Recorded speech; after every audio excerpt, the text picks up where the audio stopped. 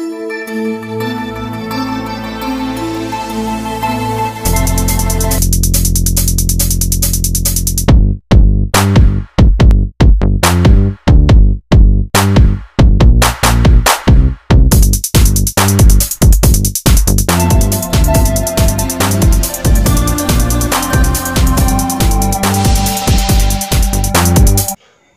Friend, मैं हूं प्रदीप और आप देख रहे हो इजी टू लर्न। और आज हम देखेंगे मॉडल वर्ब। तो आज हम पढ़ेंगे मॉडल वर्ब कुड हैव।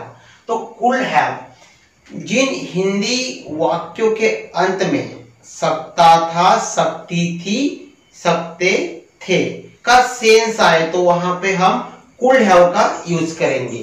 क्या होगा इसका हिंदी? सकता था या फिर सकती थी या फिर सकते थे। अगर किसी हिंदी वाक्य के अंत में सकता था, सकती थी या सकते थे का सेंस आता है तो वहां पे हम यूज करेंगे कुड हैव।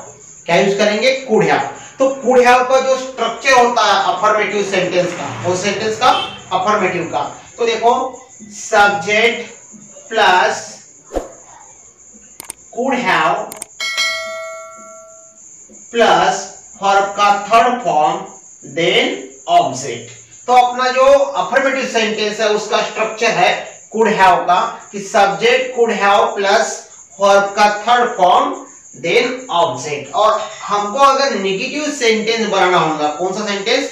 नेगेटिव, तो उसका स्ट्रक्चर है सब्जेक्ट प्लस कुड के बाद में नॉट लगाना, then have plus V3 plus object. Okay, अगर नेगेटिव सेंटेंस बनाना है तो subject could have, could not have plus V3 plus object. अगर हमको इंट्रोगेटिव सेंटेंस बनाना है, क्या बनाना है? इंट्रोगेटिव, तो ये कुड सामने आ जाएगा, कुड प्लस, देखो कुड कहां पे आ जाएगा? फ्रंट में, could plus subject then have then V3 then object और क्वेश्चन मार्क। इंट्रोगेटिव सेंटेंस का स्ट्रक्चर है। क्या सेंटेंस का स्ट्रक्चर है? इंट्रोगेटिव। अगर इंट्रोगेटिव नेगेटिव है तो सब्जेक्ट के बाद में नॉट लगा देना। इंट्रोगेटिव नेगेटिव बनाना है तो सब्जेक्ट के बाद में क्या लगाना? नॉट। देन हमको WH क्वेश्चन बनाना है तो यहाँ पे WH वर्ड आ जाएगा। देखो WH वर्ड, WH जो वेन से, हाउस से, व्हाट से अगर स्टार्ट होता है तो WH देन आएगा अपना कुड, देन आएगा subject, then have, then V3, then object और क्वेश्चन मार्क्स। तो देखो इस तरीके से हम अलग अलग सेंटेंस का स्ट्रक्चर कुड हैव के साथ में बना सकते हैं। तो उसका हिंदी मीनिंग क्या है? सकता था, सकती थी, सकते थे। जैसे मैं भाग सकता था, मैं खाना खा सकता था, मैं खाना बना सकता था, तुम वहां रह सकते थे, मैं इंग्लिश बोल सकता था। तो ये कैन का पास्ट टेंस है। कुड मतलब क्या होता है? कैन का पास्ट टेंस। तो चलो अलग अलग सेंटेंस को हम इस पैटर्न में देखते हैं। तो कुड हैव मतलब होता है सकता था, सकती थी, सकते थे। सेंटेंस है अपना मैं अंग्रेजी सीख सकता था, मैं अंग्रेजी सीख सकता था। तो देखो सेंटेंस है अपना मैं अंग्रेजी सीख सकता था। देखो मैं अंग्रेजी सीख सकता था, अंत में सकता था है, सकता थी, सकती थे, तो समझ जाना चाहिए कुड हैव से अपना सेंटेंस बनेगा। क्या सेंटेंस है? मैं अंग्रेजी सीख सकता था, तो मैं के लिए आई। ओके, अभी यहां पे सकता था तो कुड हैव, कुड हैव। अभी सीखने के लिए क्या यूज करते हैं हम? लर्न। और लर्न का थर्ड फॉर्म क्या होता है? Learn. I could have learned English। तो इस तरीके से हमारा सेंटेंस बनेगा, मैं अंग्रेजी सीख सकता था।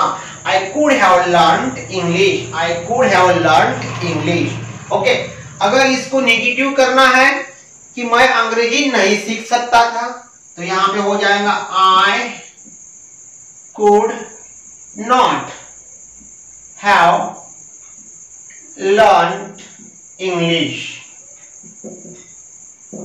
देखो, I could not have learn English, मैं अंग्रेजी नहीं सीख सकता था। अगर इसको इंट्रोगेटिव बनाना है, क्या मैं अंग्रेजी सीख सकता था, तो क्या हो जाएगा हमारा कुड, क्या हो जाएगा आगे आ जाएगा फ्रंट में could, I have learn English, क्या मैं अंग्रेजी सीख सकता था। वर्बल क्वेश्चन है ये, तो यहाँ पे क्वेश्चन मार्क्स भी दे दिया। अगर इसी को हम इंट्रोगेटिव निगेटिव बनाते हैं, क्या बनाते हैं इंट्रोगेटिव निगेटिव, तो देखो सब्जेक्ट के बाद क्या आ जाएगा not, could I not have learn English, could I not have learn English. Okay, तो आपको समझ में आ गया होगा कि अलग अलग पैटर्न में इस सेंटेंस को हम बना सकते हैं। अगर हमको इसको WH क्वेश्चन बनाना है, जैसे कि कब इंग्लिश सीख सकता था, कैसे इंग्लिश सीख सकता था, अलग अलग तरीके से हम इसको बनाते हैं। तो हम जैसे कि कैसे इंग्लिश सीख सकते थे, हाउ यूज करेंगे, क्या यूज करेंगे how, how could I have, क्या होगा वहां पे how could I have learn, how could I have learned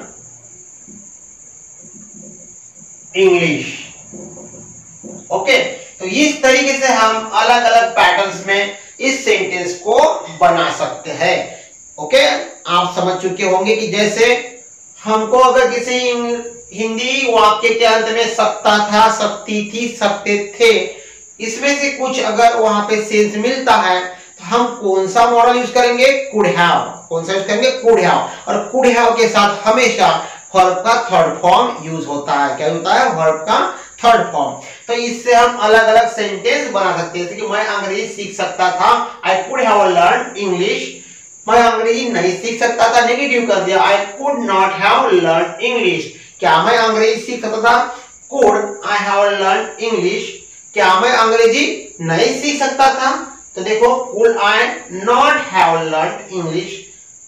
अभी हाउ से, व्हाट से, व्हेन से, हु से अगर कुछ अपना WH क्वेश्चन बनता है, तो how could I have learn English. इस तरीके से हमारे अलग अलग सेंटेंस के यहाँ पे टाइप्स बन सकते हैं, वो भी किसके साथ में, कुड हैव के साथ में। और हम एग्जांपल लेंगे, जैसे कि हम लोग वहां रह सकते थे, हम लोग वहां रह सकते थे, तो क्या होगा अपना English, we could have lived there, we could have lived there, हम लोग वहां रह सकते थे, we could have lived there। देखो, हम लोग वहां रह सकते थे, we could have lived there। Third form हमेशा ध्यान में रखना, हम लोग वहां रह सकते थे। अगर इसको हमको नेगेटिव करना है, हम लोग वहां नहीं रह सकते थे, क्या हम लोग वहां रह सकते थे, क्या हम लोग वहां नहीं रह सकते थे, हम लोग वहां कैसे रह सकते थे। तो ये अलग अलग टाइप में इसको हम लिख सकते हैं। उसके बाद अगर अब वो क्वेश्चन नहीं, आप तेज दौड़ सकते थे, आप तेज दौड़ सकते थे, आप, तो क्या सेंटेंस बनेगा, आप तेज दौड़ सकते थे, यू, क्या आएगा आपके लिए, you could have run fast। तीनों फॉर्म वर्ब के रन के रन एंड रन होता है, मतलब एक जैसा है, उसका स्पेलिंग है, you could have run fast। और हम ले सकते हैं कि आप लोग कल उससे मिल सकते थे, आप लोग कल उससे मिल सकते थे, आप लोग कल उससे मिल सकते थे, you could have, देखो आप लोग कल उससे मिल सकते थे, you could have met him yesterday। कल के लिए yesterday, you could have met him yesterday, उससे कल मिल सकते थे। आप लोग उससे कल नहीं मिल सकते, नेगेटिव। क्या आप लोग उससे मिल सकते थे, इंट्रोगेटिव। इंट्रोगेटिव नेगेटिव करना है, क्या आप लोग उससे नहीं मिल सकते थे, या फिर WH करना है तो आप लोग उससे कब मिल सकते थे, व्हेन यूज करके। तो आज की वीडियो में हमने देखा कि कुड हैव का अलग अलग इंग्लिश स्पोकन के पैटर्न्स में कैसे यूज किया जाता है। तो आप इस तरीके के सेंटेंस बनाने की प्रैक्टिस करो।